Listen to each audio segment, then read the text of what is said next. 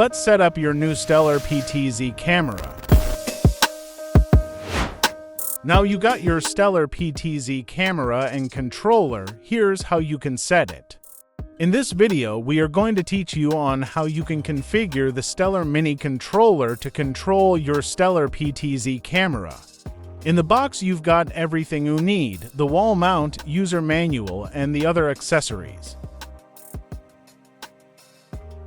Here are the equipment you need: LAN cables, HDMI cables, PoE switch, and your video switcher. First, plug in your LAN cable to your PTZ camera, to your PoE switch, the other LAN cable to your controller, to PoE switch.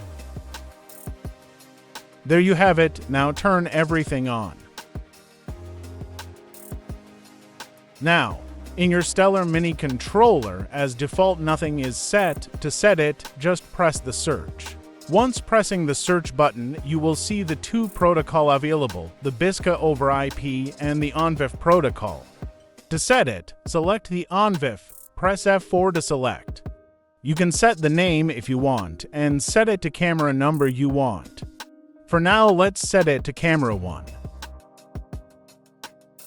Now you have your Stellar PTZ camera set to camera 1. Another, you can also select the BSCA over IP protocol for camera 2. There. Now you have your Stellar PTZ camera connected to your Stellar Mini controller. Let's test. Press the cam and 1.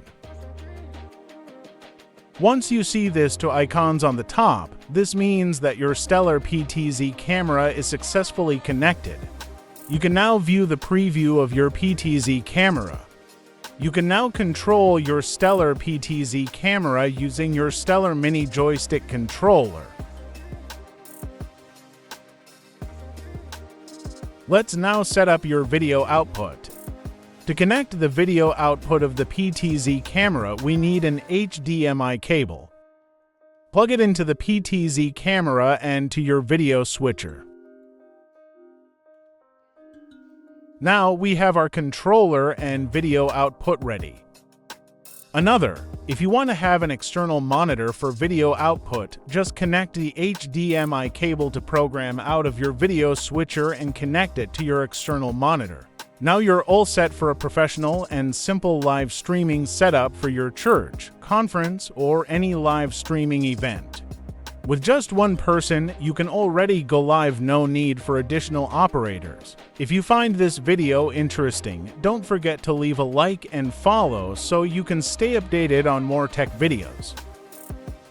Now we'll be using a USB Type-C to connect our video switcher to our laptop for the setup in OBS Studio. Plug it into your video switcher and to your laptop. Now that you've got everything connected, let's move on to OBS Studio. Open your OBS, add a source, click the plus button. Select the video capture device. Press OK. In Devices, just find the device you are using. In our case, we are using Neo Live Streaming, then press OK. Now, it's all set and you have a video for live streaming. For audio, we'll add another source. Select Audio Input Capture. Do the same thing, choose the device you're using, whether you're using an interface or it's directly connected to the mixer, then press OK. There you have it, you're all set to live stream.